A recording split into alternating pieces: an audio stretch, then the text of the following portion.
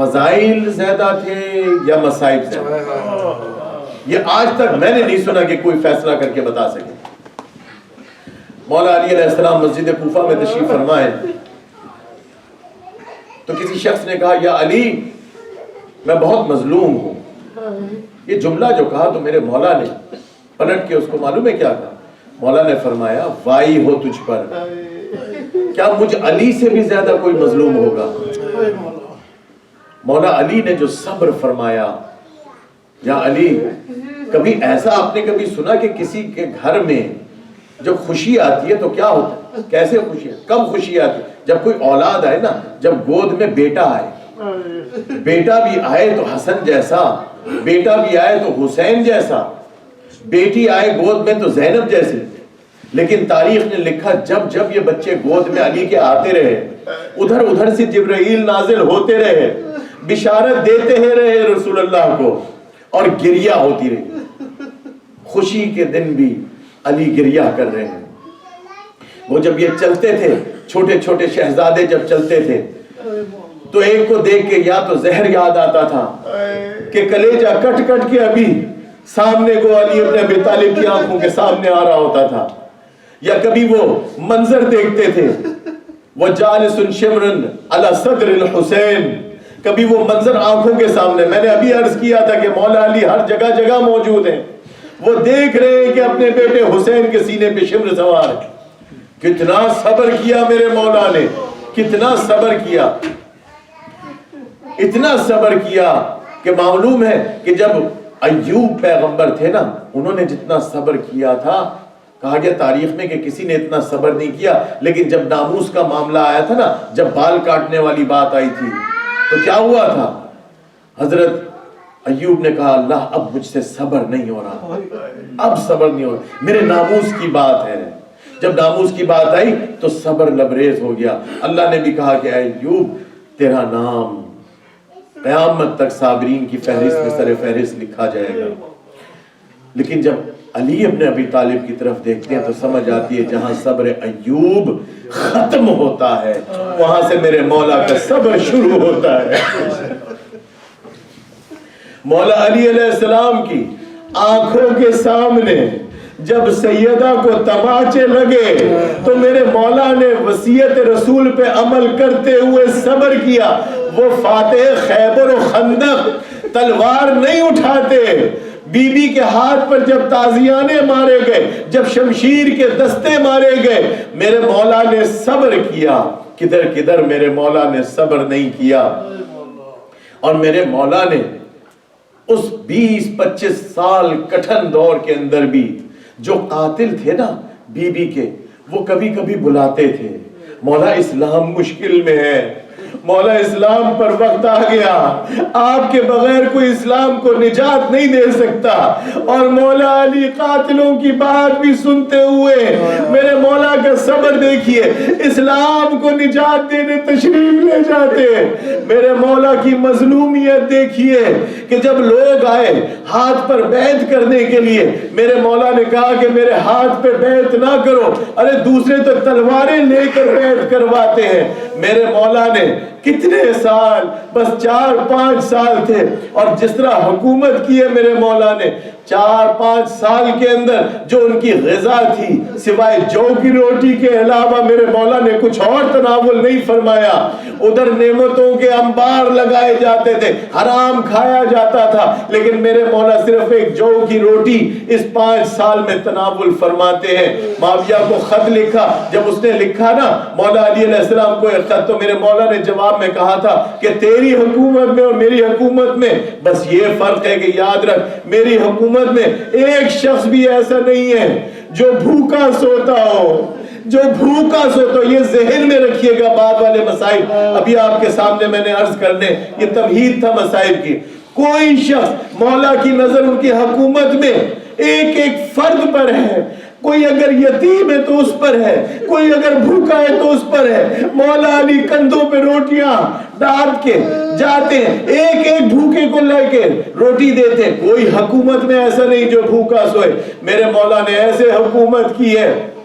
اور جب وہ رات آئی نا کہ جس کا وعدہ کیا گیا تھا، بس کہا گیا روایت میں آیا کہ میرے مولا علی علیہ السلام کے جب یہ ایام نزدیک آئے نا تو پتہ تو سب کو تھا، میرے مولا علی کو بھی پتہ تھا، بتایا گیا تھا۔ ہر ایک بیٹا چاہتا تھا کہ میرے گھر میں مہمان ہو، کبھی ایک بیٹے کے گھر میں مہمان، کبھی دوسرے بیٹے کے گھر میں مہمان۔ یہ جو شب 19 آئی نا، شب ضربت تھی، یہ بی بی ام کلثوم ان کے نصیب میں تھا۔ انہوں نے کہا بابا کیا ممکن ہوگا کہ آج رات آپ میرے گھر میں مہمان ہو؟ یہ سننا تھا۔ میرے مولا نے فرمایا کہ ہاں بیٹی، آج میں تیرے گھر میں آ جاؤں گا، تیرے گھر میں مہمان ہوں گا۔ اب بیٹی کو کتنی خوشی ہوئی ہوگی کہ میرے بابا میرے گھر میں آئے ہیں، میرے ارمان پورے ہو گئے۔ لیکن میں کیا کروں، میرے بابا تو کچھ ایسا کھانا کھاتے بھی نہیں جو میں لے کے آنا چاہتی ہوں۔ بڑی مشکل سے سوچ سوچ کے ایک طرف وہ جو کی روٹی رکھی، کچھ نمک رکھا اور ایک کاسے میں دودھ رکھ دیا۔ اور جب مولا تشریف لے کے آئے، میرے مولا نے ایک جملہ کہا بیٹی تو جانتی ہے مجھ علی نے زندگی بھر ایک نعمت سے زیادہ دوسری نعمت نہیں کھائی۔ کہا نعمتوں میں سے کوئی ایک نعمت اٹھا لے۔ ام کلثوم نے چاہا کہ نمک کو بجائے دودھ کو رہنے دیا جائے اور نمک کو اٹھا لیا جائے۔ میرے مولا نے روکا، کہا بیٹی دودھ کو اٹھا لو، نمک رہنے دو۔ میرے مولا نے بس ایک دو نوالے کھائے اور ایک دو نوالے کے بعد ہاتھ چھوڑ دیا۔ بیٹی نے کہا بابا کیوں ہاتھ چھوڑ دیا، کچھ تو کھائیے۔ مولا نے جواب دیا، کہا بیٹی میں چاہتا ہوں کہ جب اپنے اللہ سے ملاقات کروں تو خالی پیٹ جاؤ۔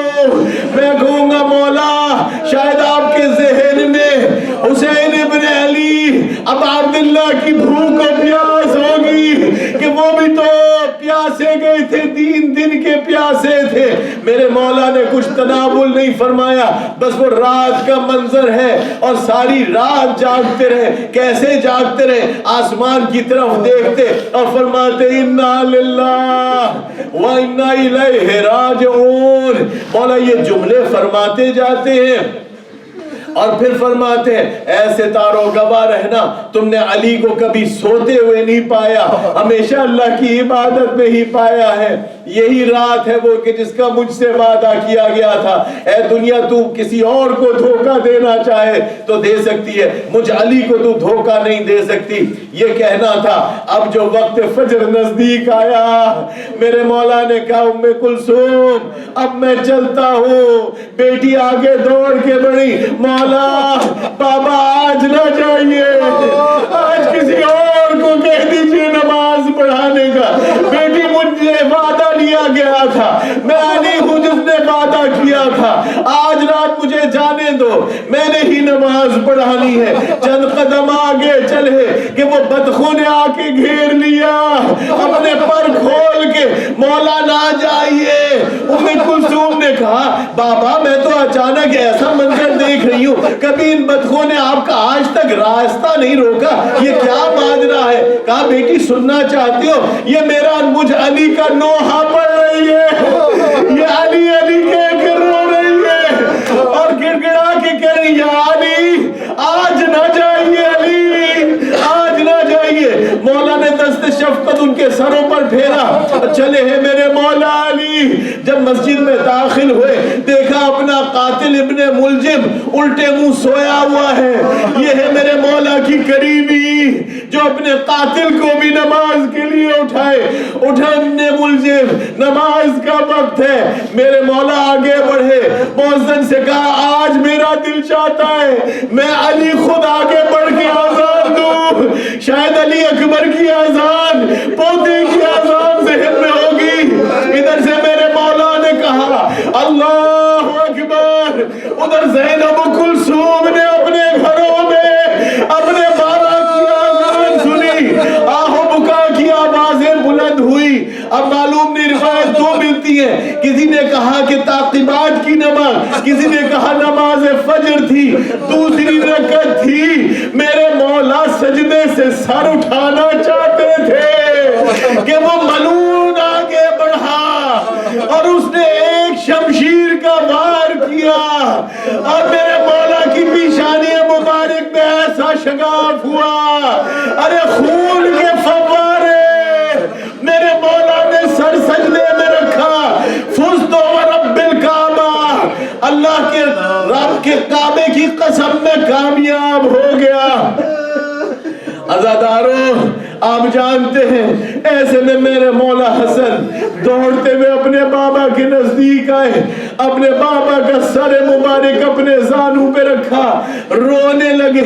میرے مولا نے اپنے دست مبارک سے مولا حسن کے آنسو پہنچے، بیٹا تم نہ رو، تم علی کے بیٹے ہو، ارے تم نے نہیں رونا، اگر تم رو گے نا تو لوگ کہیں گے علی کے بیٹے نے علی کے بیٹوں کو دیکھا رو رہے تھے۔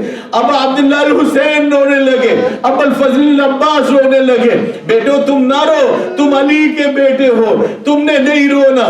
ایسے میں ابن ملجم کو جب لایا گیا نا، اس کے ہاتھ رسیوں سے بندھے ہوئے تھے۔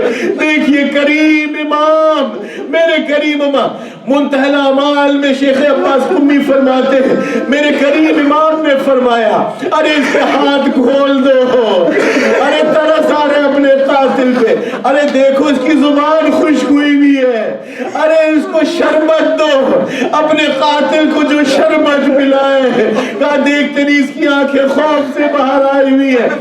پھر شیخ عباس قمی فرماتے ہیں ایک تاریخی جملہ میرے مولا نے فرمایا اے ابن ملجم بس اتنا بتا کہ تو نے جو یہ ضرب لگائی کیوں لگائی، کیا میں تیرے لیے کوئی برا امام تھا؟ یہ میرے مولا نے فرمایا۔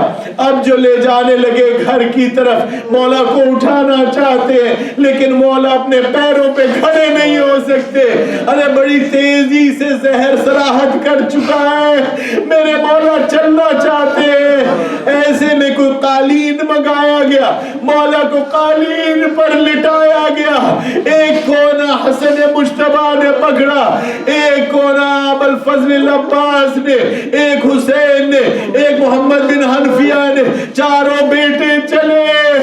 اب وہ چلتے جا رہے، راستے میں نہ علی نے گریہ کی نہ کسی اور کو رونے کی اجازت ہے۔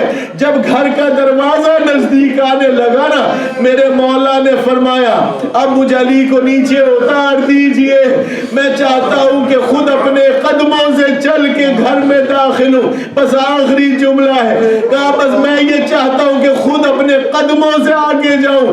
کیوں مولا؟ میں نہیں چاہتا کہ میری زینب اور ام کلثوم مجھے اس حالت میں دیکھے، میں کہوں گا مولا یہی زینب ہوگی اور جنہ زینبیہ ہوگا اور مولا حسین کا گلا ہوگا اور شمر کا خنجر۔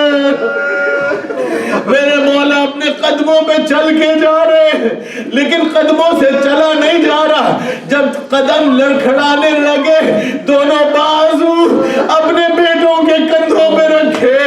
اب جب دروازہ کھلا، پہلی خاتون جو سامنے بیٹی ہے زینب کبریٰ اندر داخل ہوتے گئے۔ مولا کا صبر، وہ صابر علی، ان کا صبر جواب دے گیا۔ زینب کو دیکھا، بلند آواز میں گریہ کرتی شروع کر دی، یہی کوفہ ہوگا بیٹی، تیرے سر پہ چادر نہ ہوگی۔